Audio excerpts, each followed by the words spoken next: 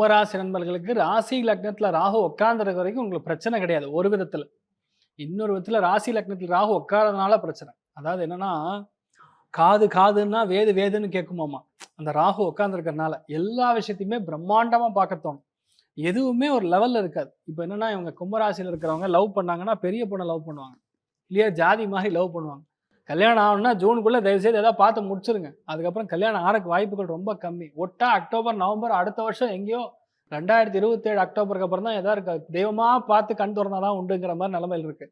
இந்த ராசி லக்னத்துல ராகு இருக்கிற வரைக்கும் பெரிய பெரிய ஆப்பர்ச்சுனிட்டிலாம் காணா தேடி வரும். குரு ராகு சேருவது குரு சண்டால தோஷம். ஆனா அந்த குரு இந்த பராபவ ஆண்டு ஆரம்பிச்ச உடனே ராகுவை கடந்து விடுகிறார். ராகுவை கடந்த குரு சண்டால தோஷத்தை கொடுக்க மாட்டார், சண்டால யோகத்தை கொடுப்பார். அப்படின்னு என்ன அர்த்தம்னா, நல்ல பணம் வரும். பஞ்சமஸ்தானத்துல குரு இவ்வளவு நாள் வந்து குழந்தைக்கு ட்ரை பண்றேன், ஐயுஐ ட்ரை பண்றேன், ஐவிஎஃப் ட்ரை பண்றேன், ஒன்றும் இல்லை சார், 3 எக்கு அந்த 3மே போச்சு சார், வச்சு உள்ள 10 நாள்ல போச்சு சார்ங்கிற சமாச்சாரம்லாம் சரியாகி இப்போ நல்ல ஆண் குழந்தை பிறக்கும்.